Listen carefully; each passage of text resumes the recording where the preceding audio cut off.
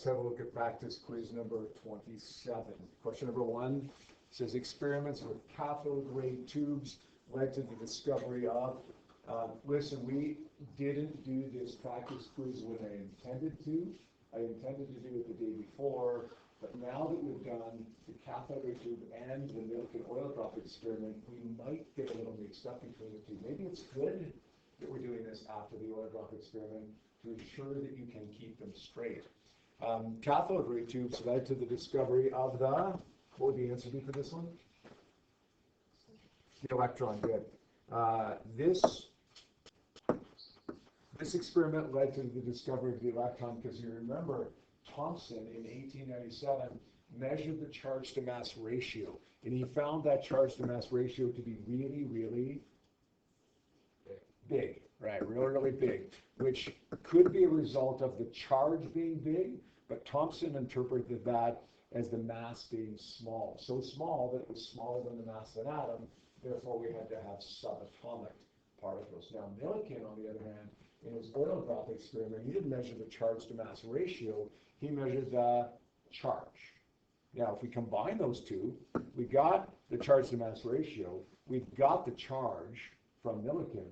If we combine Thomson and Millikan, the cathode ray tube and the oil drop experiment, that would allow us to find the mass of the electron.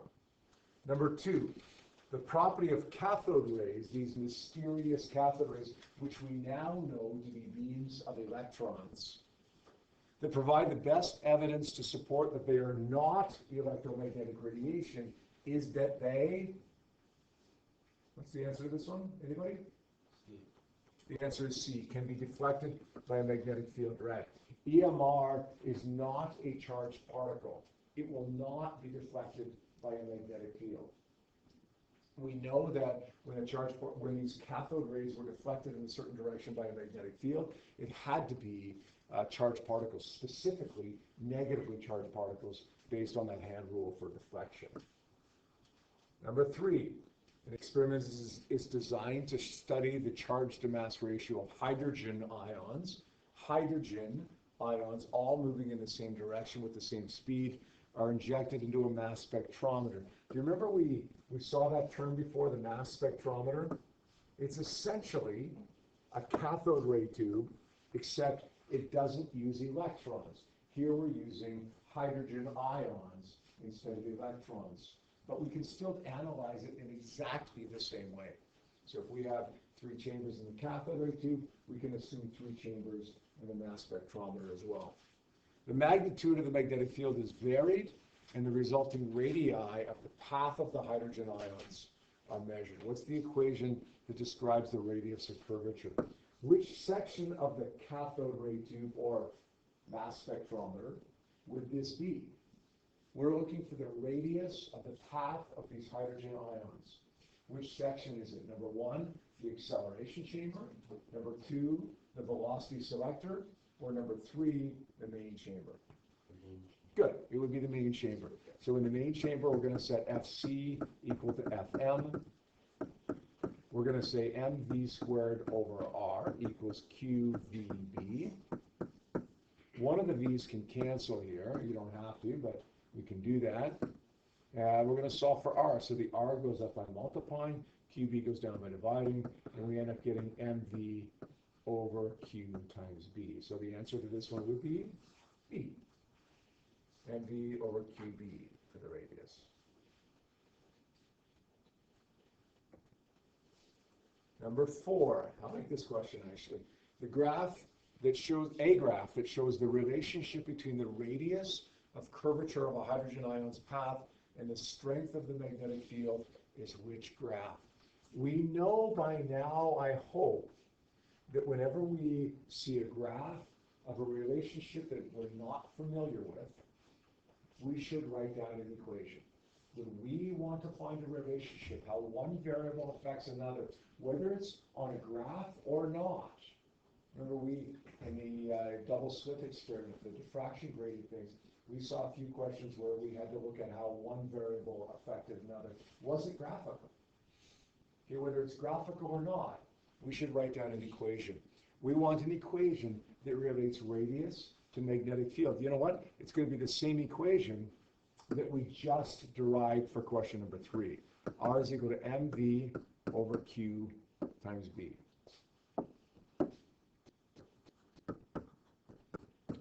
So what is the relationship between R and B here? Well, we know that R is inversely related to the magnetic field. That looks an awful lot like Y is related to 1 over X. What's the graph that reflects that relationship? A, B, C, D, Nick? D. It's going to be D, yeah. You're not going to remember this, right? You're not going to look at this question and say, oh yeah, I remember that the relationship between R and B is D. You're not gonna. You're not trying to memorize this, right? You're trying to use a technique.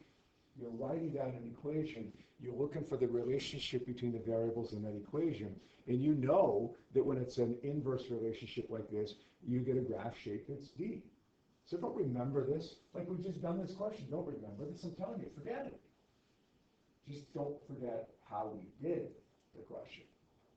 Because you're probably not going to see this one again. But you may very well, you almost certainly will see another question at some point that asks you to do the same thing as we just did. I think there was one more question, isn't there? Oh, is that it? I think there's one more. Oh, down below here, yeah. An alpha particle passes without deflection through perpendicular electric and magnetic fields. The magnitude of the magnetic field is this. Here's a potential difference in the distance between the plates. What's the speed of the alpha particle? This is not a cathode ray tube because it's not an electron, but we got an electric and a magnetic field. It's undeflected. That's like the velocity selector of the cathode ray tube, right? So we're going to say, just as we would in the velocity selector, Fe equals Fm. Q times E is equal to QVB. Q's cancel. We're looking for V. It's equal to E over B. I don't know what E is. I'm going to find it over here. Delta V over delta D. We've used this in the milk and oil drop experiment, right, since we did the cathode ray tube stuff. Delta V is 300 divided by 0.04 meters. 300 divided by 0.04 gives me 7,500 volts per meter, newtons per coulomb, whatever you want to say. Before we calculate this, if you had to predict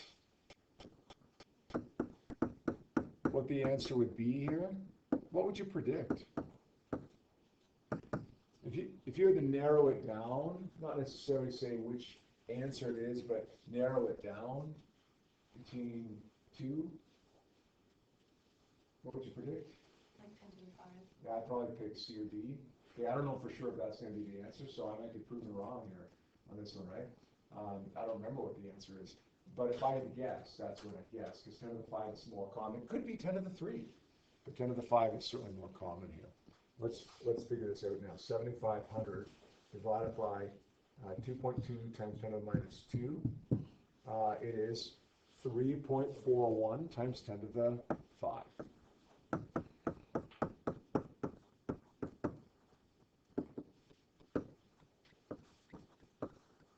And so sure enough, the answer is D. So I narrowed it down to C or D. If I had to guess, which I don't want to ever guess, but if I have to, then I've got a pretty much a 50-50 chance instead of a 25% chance.